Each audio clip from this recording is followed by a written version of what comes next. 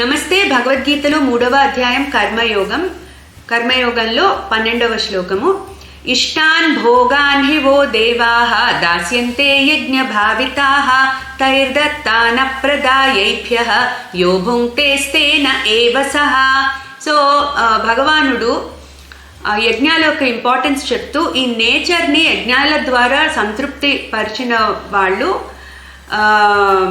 ఆనందంగా ఉంటారు. అట్లాగే ఈ నేచర్తో పరస్పరం ఎవరైతే ఇచ్చి పుచ్చుకునే నేచర్ యాటిట్యూడ్ కలిగి ఉంటారో వాళ్ళకి పరమ శ్రేయస్సు కలుగుతుంది అని చెప్పి ముందు శ్లోకంలో చెప్పారు.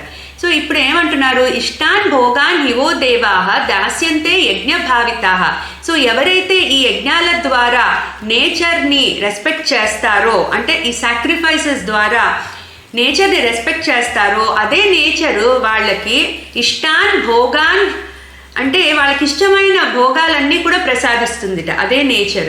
కానీ ఎవరైతే నేచర్ని రెస్పెక్ట్ చేయకుండా సెల్ఫిష్నెస్తో వాళ్ళకి వచ్చింది వాళ్ళ కోసమే ఉపయోగించుకుంటారో వాళ్ళు దొంగల్లాంటి వాళ్ళు, దొంగలే అని చెప్తున్నారు. సో ఇష్టాన్ భోగాన్ హివో దేవాః దాస్యంతే యజ్ఞ భావితాః తైర్దత్తాన ప్రదాయేభ్యః యో భుంక్తేస్తేన ఏవ సహ.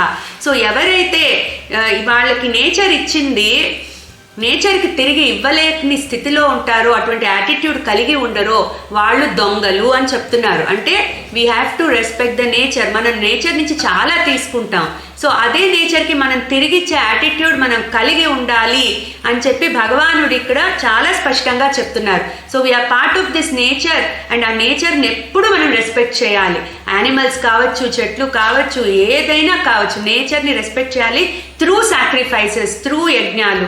అటువంటి వాళ్ళు చక్కగా వాళ్ళకి ఇష్టమైనవన్నీ పొందగలుగుతారు.